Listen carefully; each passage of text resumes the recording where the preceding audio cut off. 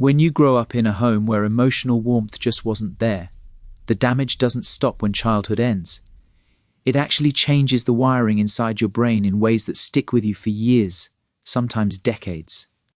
And if you never got that steady stream of love, those warm hugs, or someone telling you that you mattered just because you existed, then right now, today, you're probably dealing with 5 specific struggles that trace right back to those early years. So let's break down what really goes on inside your mind and why you feel the way you do. But hey, before we get deep into this, if you're finding value in this kind of raw, honest psychology talk, hit that subscribe button and drop a comment telling me where you're watching from. It genuinely helps me continue creating content like this. Alright, now let's get into the real stuff. Here's what decades of research into how humans develop has taught us. When a kid doesn't get that reliable, steady love, whether it's because their parents were emotionally checked out, barely around, or only showed affection when certain conditions were met, it leaves behind what experts call attachment wounds. And these wounds don't just magically disappear as you get older. They fundamentally change how you view yourself, how you bond with other people, and how you navigate every single relationship in your life. So here are 5 devastating ways this plays out in your adult life. The first thing that happens is you become someone who's always on edge in relationships. Your entire nervous system learned way back when you were small that love isn't something you can count on. It comes and goes. It's tied to your behavior. It vanishes without warning. So now, even when you're in a relationship with someone who's actually solid and dependable, you're constantly looking for clues that they're about to bail on you. You check their messages over and over. You replay conversations in your head, dissecting every word, every pause, every shift in their voice.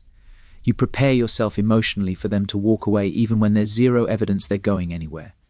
It drains you completely. But this isn't you being crazy or overthinking for no reason.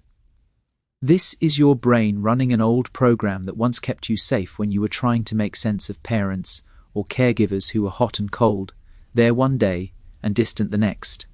Psychologists have a name for this. They call it anxious attachment, and it comes directly from growing up with caregiving that was all over the place. Your mind is still desperately trying to predict and manage what it had zero control over back then.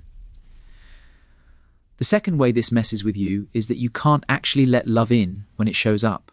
Someone gives you a genuine compliment or shows you real kindness, and instead of feeling good, you feel weird, uncomfortable, like it doesn't fit.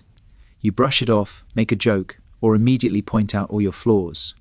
Want to know why? Because when you spend your childhood feeling unloved or invisible, your brain creates what's called a core belief, deep in your subconscious. And that belief whispers to you constantly, you're not worth loving. So when someone tries to show you love now, it crashes into that belief like 2 opposite forces colliding. It literally feels incorrect to your system. Your brain pushes away anything positive because it doesn't line up with what you've been telling yourself for years. And this creates this heartbreaking loop where you desperately want connection and affection, but when someone actually offers it, you can't hold on to it. You might even sabotage relationships with people who treat you right because their genuine care destabilizes everything you've come to believe about yourself. The third pattern is you turn into someone who's always grinding, always performing, always trying to prove your worth. If love in your house growing up had strings attached, if you only got attention or approval when you did something impressive or useful, then you learned early that your value as a person is tied directly to what you accomplish or how much you do for others. So now you're chasing success like your life depends on it. You're the person who can't say no. You're always helping, always working, always pushing yourself to be better, smarter, more useful. You tell yourself that if you can just achieve enough, just be indispensable enough, just become perfect enough, then finally people will love you. But here's the trap. It never feels like enough because you're trying to earn something that shall been yours from the start, no conditions attached. This is what some call earned attachment seeking, and it's absolutely exhausting because you're racing toward a finish line that keeps moving further away. External praise and success will never heal the internal wound of feeling like you had to earn love instead of just receiving it. The fourth effect is maybe the quietest, but also the most isolating. You go numb. When love wasn't safe or wasn't there at all, your brain made a calculated decision to protect you by shutting down your emotional system. If you don't feel deeply, you can't get hurt deeply. But now as a grown adult, you realize you're disconnected from your own feelings. You watch yourself go through life like you're behind glass. Relationships feel surface level because you can't let yourself fully show up in them. It's not that you don't want to care. It's that caring once upon a time meant devastating pain, so your whole nervous system learned to stay in neutral just to survive.